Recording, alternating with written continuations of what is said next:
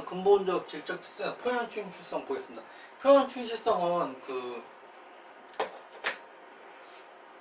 우리 이제 거래하고 거래라나 거래라고 이제 우리 현상을 실질을 충실하게 표현해야 된다. 말 그대로 이제 충실하게 표현하라. 근데 실질입니다. 회계는 실질이기 때문에 실질을 충실하게 표현한다는 뜻이고, 그럼 이제 완벽한 표현 충실성 뭐냐? 완벽한 표현 충실성은 서술에 세 가지 특성이 있어야 된다. 그 다음에 완전하고 중립적이고 오류가 없어야 할 것이다. 근데 여기 나온 것처럼 물론 완벽은 이루기 어렵다. 그러니까 회계의 특징은 회계랑 감사라든지 기본적으로 이제 우리가 이제 우리 인간의 이제 그 불완전성을 전제로 깔고 있기 때문에 이런 표현이 나온 겁니다. 물론 완벽은 이루기가 매우 어렵다. 근데 기본적인 특징은 서술은 완전해야 되고 중립적이어야 되고 오류가 없어야 된다는 거고, 표현의 충실성 모든 면에서 정확한 것을 의미하지 않는다. 이거 나오잖아요. 다시 모든 면에서 정확한 것은 아니다. 충실성 정확한 것은 아닌데 정확하려고 노력을 해야 되는 거죠. 네. 오류가 없다는 것은 현상의 기술에 대한 오류나 누락이 없고 보고 정보를 생산하는 데 사용된 절차의 선택과 적용 시 절차상 오류가 없음을 의미한다. 그러니까 절차상 오류가 없다. 이 맥락에서 오류가 없다는 것은 모든 면에서 완벽하게 정확하다는 것을 의미하지 않는다. 그래서 그 절차상 오류, 그 다음에 우리가 기술의 오류, 그러니까 완전하다는 게 아니라 우리가 각자의 절차라든지 정보를 이용했을 때 정보를 뭐 1 더하기 1이면 뭐 1을 해는 거잖아요. 1 더하기 1을 우리가 3으로 쓸 수 없잖아요. 이런 식으로 이제 기술이라든지 이런 우리 잡아낼 수 있는 것들은 그런 오류들은 없애야 된다는 거고, 그다음 원래 본연의 이제 불안정성으로 인한 그런 우리가 이제 한계를 인정해 주는 겁니다. 그래서 완벽하지 않다. 표현의 충실성이라는 건 완전하지 않고, 그리고 오류가 없어야 되는 것도 뭐 진짜 오류가 없어야 된다. 그건 아닙니다. 그래서 우리가 현실적으로 인정한 거는 인정하고 하는 겁니다. 오해하시면 안 됩니다.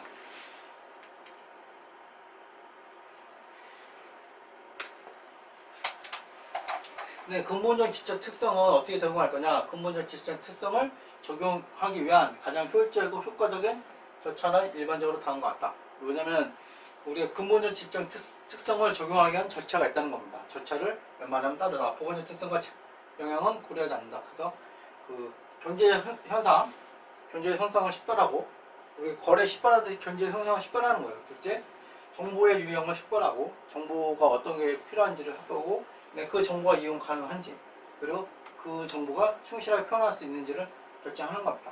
만약 그러하다면 근본적 지적 특성의 충족 절차는 그 시점에 끝난다. 표현할 수 있으니까, 충실하게 표현할 수 있으니까 끝나는 거죠. 현상을 식별하고, 어떤 정보가 필요한지 식별하고, 그 정보가 충실하게 표현할 수 있어요. 그럼 끝난 거잖아요. 끝나고, 만약 그러지 않다면 차선의 목적 적합한 유형의 정보에 대해서 그 절차를 반복한다.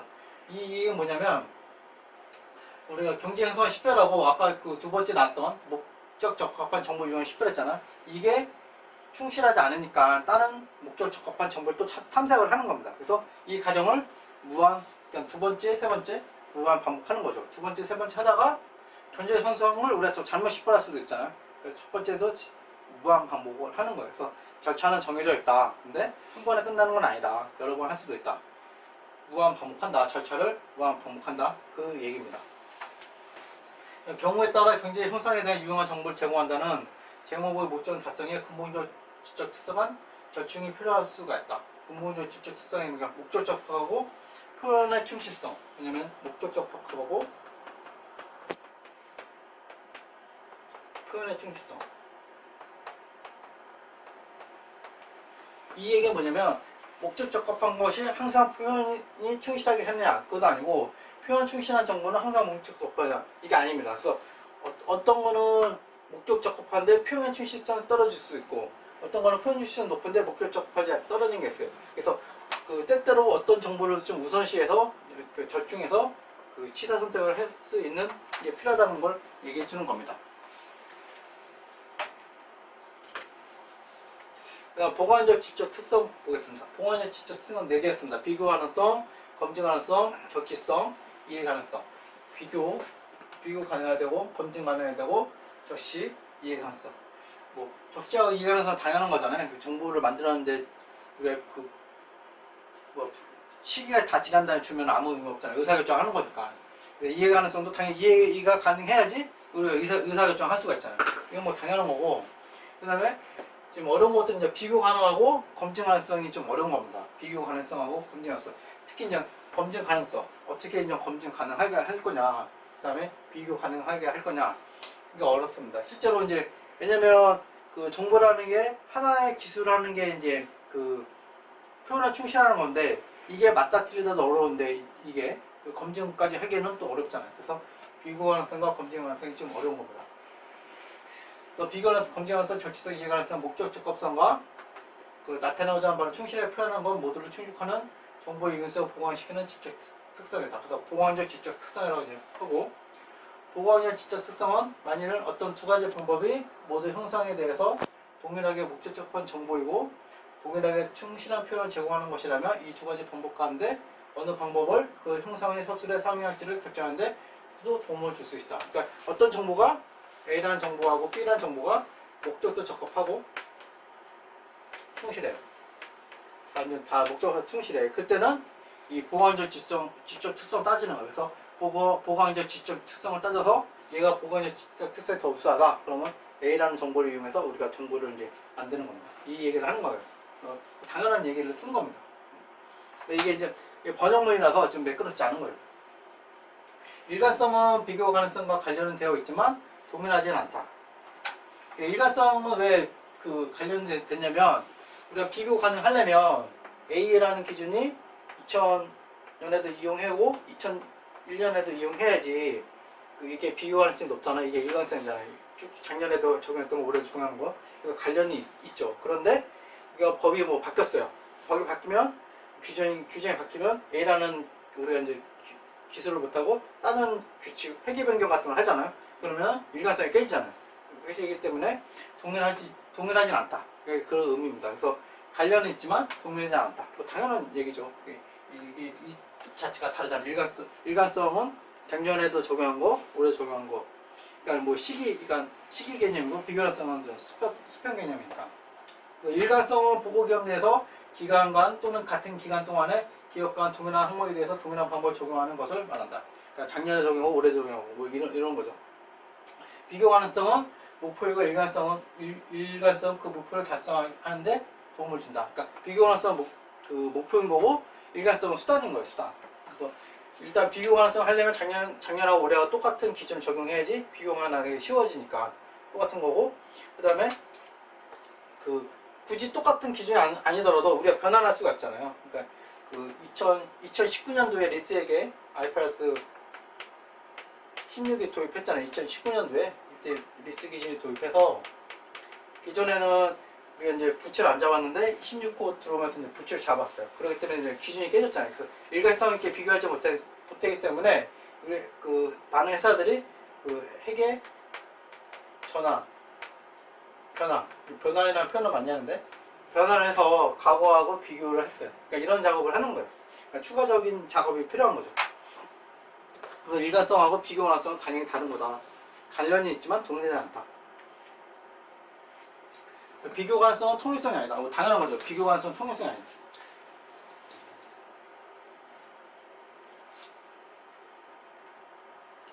정보가 비교 가능하기 위해서는 비슷한 것은 비슷하게 보여야 하고 다른 것은 다르게 보여야 된다.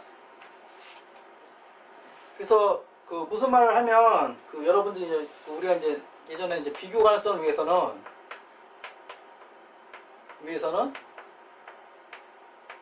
동일한 기준을 적용해야 된다. 이런 거에 이제 많이 매몰렸어요. 예전에는. 근데 지금은 어떻게 말하면 한 거래에 대해서 A라는 거래에 대해서 특정 거래에 대해서 어떤 회사는 A로 처리하고 어떤 회사는 전 B로 처리를 한 거예요. B로 처리하는데 주석에서 이 방법을 기술하는 거예요.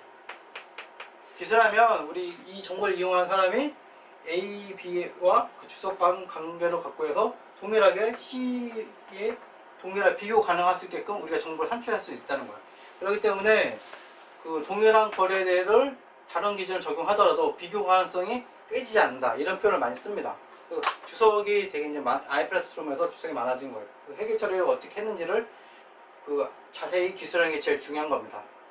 그래서 회계 처리만 기술하면 큰 문제가 없는 거예요. 근데 자꾸 이제 회사들이 불리한 거라든지 그런 것들을 주석에서 자세히 안 쓰려다 보니까 그게 문제가 되는 거예요. 그래서 기술이 이제 회계 처리에 대해서 기술만 잘 하면 큰 문제가 없는 거예요. 설사 회계 처리에 대해서 이제 오류를 잘못된 방법을 적용하더라도 이 회사는 이 회계 처리에 대해서 잘못했네, 이용자가 알 수 있고 이거는 올바르게 했으면 이런 이펙트가 있구나, 이렇게 알 수가 있는 거예요. 그래서 정확한 처리, 표현의 출처 되게 중요한 게 그런 겁니다. 그래서 정확하게 이제 기술을 하면 이해관계자들이 다 수정할 수가 있다.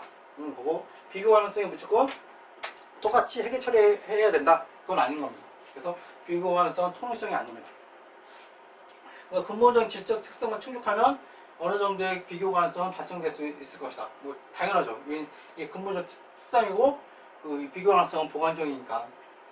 하나의 경제적 형상은 여러 가지 방법으로 충실하게 표현될 수 있으나 동일한 경제적 형상에 대해서 대체적인 해결 처리 방법을 포함하면 비교 가능성이 감소한다. 이게 뭐 당연한 말이잖아요. 당연한 말인데 요즘에는 이게 많이 좀 약해졌습니다. 대체적 해결 처리 방법을 그래서 이제 비교 가능성 때문에 IFRS 초창기에는 대체적 해결 처리 방법을 허용하지 않는 방법을 많이 갔는데 요즘은 이제 대체적인 해결 처리 방법을 허용해주는 쪽으로도 이제 가고 있습니다. 표현의 충실성이 되게 중요한 거예요. 표현의 충실성을 제대로 하면 비교 가능성은 확보될 수가 쉽습니다. 다음 검증 가능성 보겠습니다.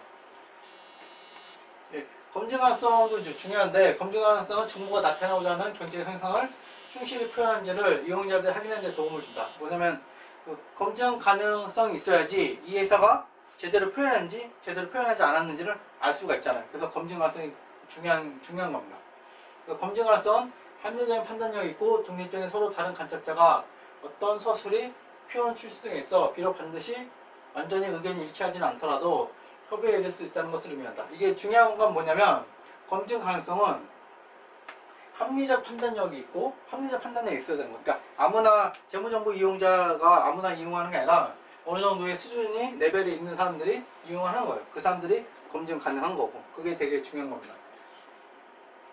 개량하는 정보가 검증 가능성을 하기 위해서 당일 점 추정치 이해할 필요는 없다. 그렇죠. 개량하던 정보다 우리 추정을 많이 하니까 범위 있고 평균적으로 얼마고 그다음에 표준 패턴 얼마고 이런 정보도 많이 나가잖아요. 그래서 단일 점 추정치일 필요는 전혀 없습니다. 범위로 해도 아무 문제가 없다는 거예요. 그 범위만 줘도 우리가 이제 검증할 수가 있기 때문에 그래서 가능한 금액의 범위 및 관련된 확률도 검증될 수가 있습니다. 그래서 꼭 어떤 점 추정치를 할 필요는 전혀 없습니다. 적시성은 당연히 우리가 시기 적절하게 하는 게 당연한 거죠. 굳이 필요 없고 이해 가능성도 당연한 겁니다. 이해 가능해야지 당연히 정보 이용할 수 있잖아요. 그래서 재무보고서는 사업활동과 경쟁할 때 그래서 합리적인 지식이 있고 부지런히 정보를 검토하고 분석하는 이용자들을 위해 작성한다. 그러니까 이 멘트를 좀 잘 기사들도 보면 잘 이해를 잘 못하는 것 같아요.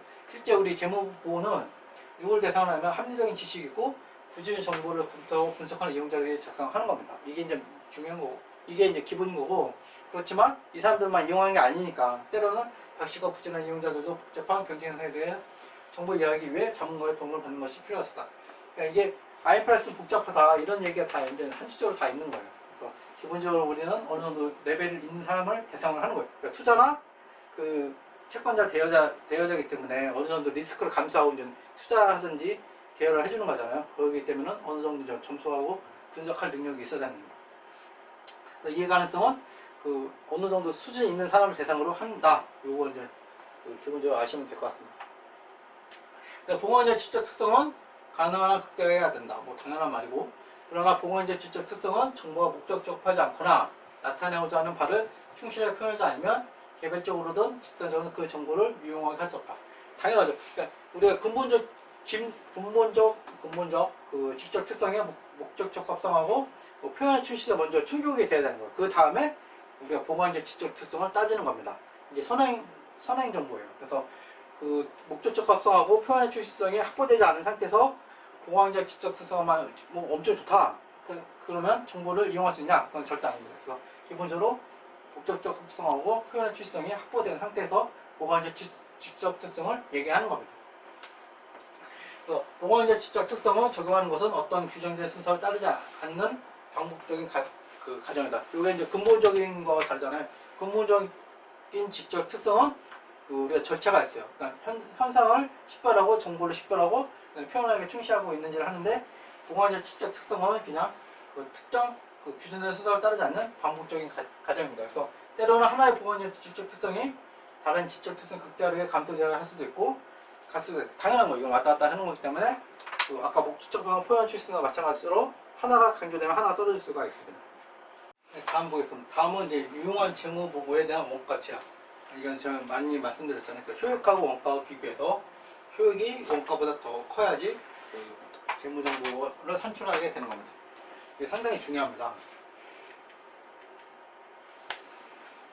그다음 재무제표와 보고기록을 보겠습니다. 재무제표와 보고기록은 간단히 넘어갔어요. 그다지 중요한 건 없어서.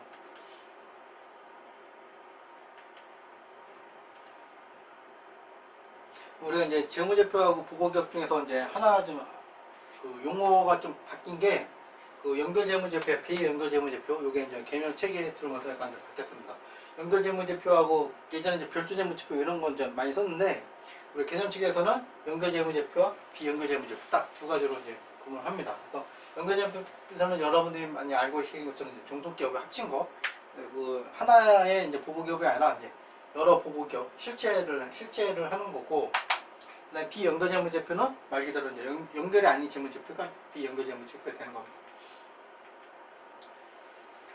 재무제표 요소를 보겠습니다. 재무제표 요소도 이제 가끔 시험에 이제 가끔 2-3년에 한 번씩 나오는 겁니다. 그래서 이것도 이제 개념 체계가 바뀌면서 아까 표현의 출시성은 말 그대로 이제 글자만 좀 바뀐 건데 자산의 정의는 조금 바뀌었어요. 자산의 정의는 과거 다 바뀌었는데 자산은 보시면 이제 자산은 이제 과거 사건의 결과로 이건 동일하죠. 과거랑 통제하는 똑같고 현재의 경제 자원이다. 이것도 똑같은데 뭐냐면 경제적 자원이라는 게 좀 개념이 바뀌었습니다. 경제적 자원은 경제적 효율을 창출할 잠재력.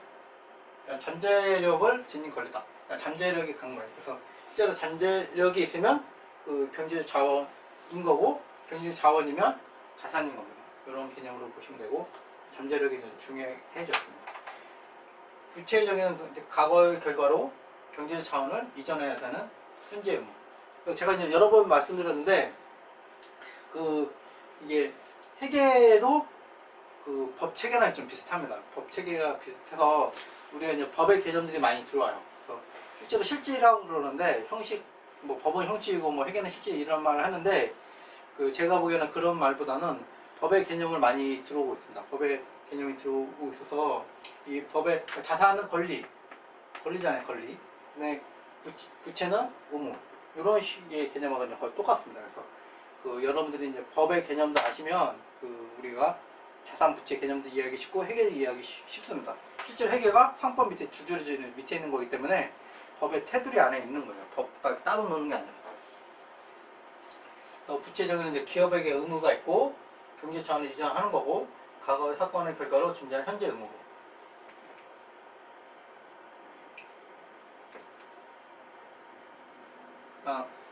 그러면 이제 자본인데 자본은 어떻게 표현하냐면 자산에서 모든 부채를 차감한 후에 잔여지분이다. 그러니까 자산 빼기 부채.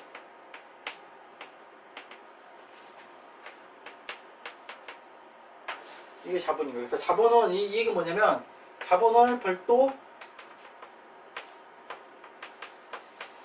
측정하지 않는다는 겁니다. 우리 자산과 부채는 측정을 하잖아요. 왜 회계기관만 측정해서 평가손익을 인식합니다. 근데 자본이라는 거는 평가손익 인식하지 않아요. 자본은 그냥 끝나는 거예요. 그러니까 자산 빼기 부채가 일어나서 온 게 자본인 겁니다. 자본은 이제 한번 인식하면 끝난 그 숫자로 웬만하면 쭉 가는 거예요. 그게 자본인 겁니다.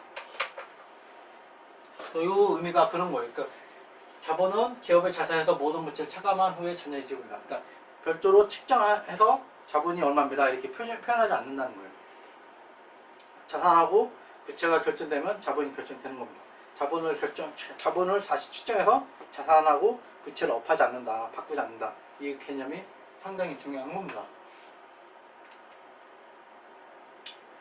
수익과 비용은 제가 처음에 말씀드린 것처럼 우리 IFRS 기준서는 BS 기준입니다. 재무상태표 기준이라서 수익과 비용이 그다지 그 비중이 높지 않아요. 그래서 보시면 기준서로 보면 자산 부채 항목에 대해서 이제 기준서가 쭉 내려져 있지 뭐 수익 비용 계정이 있는 거는 별로 없어요. 수익 비용 관련된 거는 뭐 수익 쪽 IFRS 1115에 있는 그 고객과의 관계에서는 수익 뭐 이 정도 있지 별로 이렇게 많지 않습니다. 그래서 수익과 비용은 그 자산 부채의 변동으로 연결되는 거예요. 그래서 수익은 자산의 증가, 부채의 감소로 자본의 증가를 가져오며 자본 청구권 보유자의 출자와 관련된 것을 제외한다. 그래서 자본의 변동 갖고 오는데 그 자본 청구권 보유자가 주주와의 거래는 출자 관련된 거래는 제외한다. 이런 개념입니다.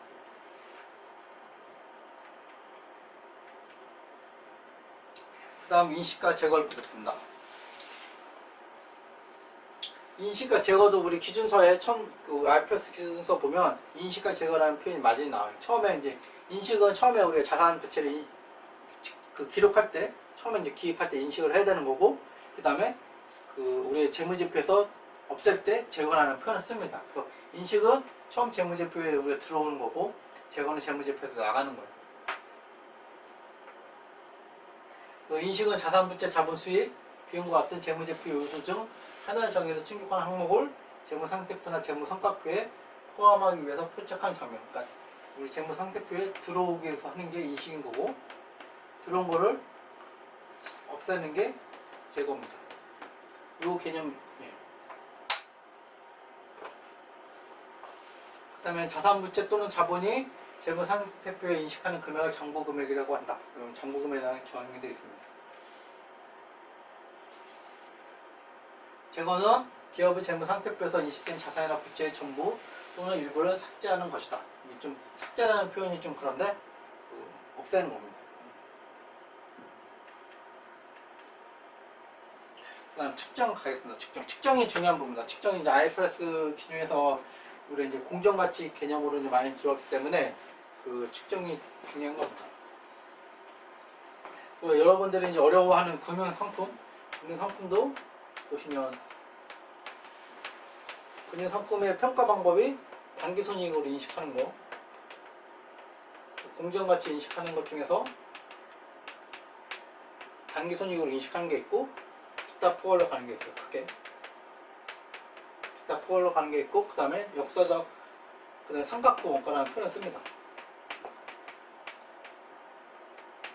삼각부 원가라는 표현을 쓰고 있지 원가법 뭐 역사적 원가 이런 표현을 쓰지 않아요. 그래서 이런 게 왜 나왔냐 이런 측정에서 다 관련돼서 나오는 겁니다. 그래서 역사적 원가는 말 그대로 우리가 거래할 때 처음 거래할 때 우리가 든 비용 있잖아요. 그걸 그대로 기록하는 거예요. 그래서 자산을 취득하거나 창출할 때 역사적 원가는 자산의 취득 또는 창출에 발생한 원가의 가치로서 자산을 취득 또는 창출하기 위하여 지급한 대가와 거래 원가를 포함한다. 그래서 실제로 공정가치가 우리가 이제 만원짜리를 뭐 만원에 주고 살 수도 있고 우리가 1,000원에 주고 살 수도 있고 누군가한테 받을 수도 있잖아요. 그래서 그 영원으로 이제 무상을 받았어. 그러면은 우리 역사적 원가로 치면은 0원이 되는 거예요. 만원에 사면 만원으로 보는 거고. 문제가 뭐냐면 그 A라는 상품이 그 A라는 게 가라는 회사에 있고 나라는 회사도 있어요. 그러면 이제 외부인 제가 가는 A를 이제 A는 또 외부에서 이제 그 거래가 되는 그 시장이 있는 거예요. 그러면 A는 만원이네. 만원이기 때문에 제가 가라는 회사를 평가할 때도 가는 만원짜리 나도 만원짜리로 이렇게 평가를 하는 거예요. 이게 이제 시장 가치잖아요. 시장 가치인데 그 역사적 원가로 치면 가는 5,000원 그 사갖고 나는 그 0원에 사왔어요. 그러면은 정보상으로는 나는 5,000원의 그 가치가 있는 거고 나는 0원의 가치가 있는 거예요. 그러면 시장 가치가 완전히 다르잖아요. 그래서 이런 게 이제 처음에 나왔잖아요. 우리가 재무정보 보고는 시장의 가치를 그 보고하는 게 아니지만 추정할 수 있게끔 해줘야 되는데 정말 추정하는 게 어렵잖아요. 그렇기 때문에 역사적 원가는 이런 단점이 있는 거예요. 실제로 이제 공정 가치로 거래되는 금액과 완전 동떨어진 금액을 보고하니까. 그렇기 때문에 이제 우리 IFRS는 공정 가치로 많이 측정을 하게 되는 겁니다.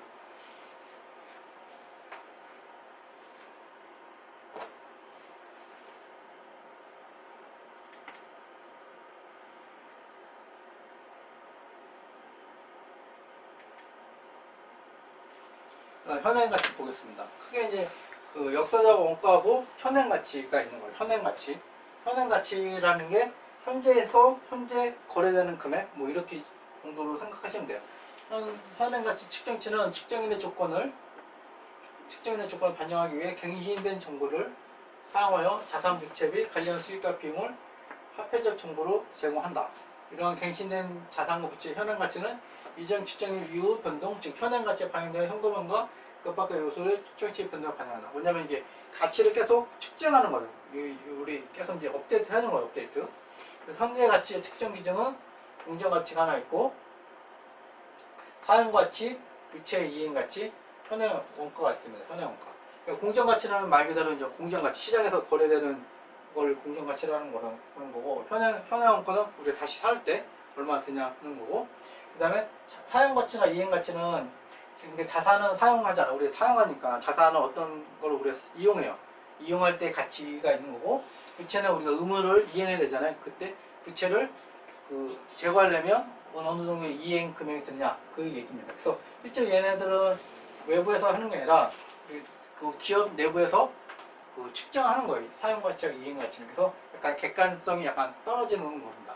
공정 가치와 현행원가는 외부하고 이제 거래에서 측정 가능하기 때문에 약간 객관성하고 신빙성이 좀 높지만 사용 가치 및 이행 가치는 떨어진다. 이 정도로 일단 알고 계시면 됩니다.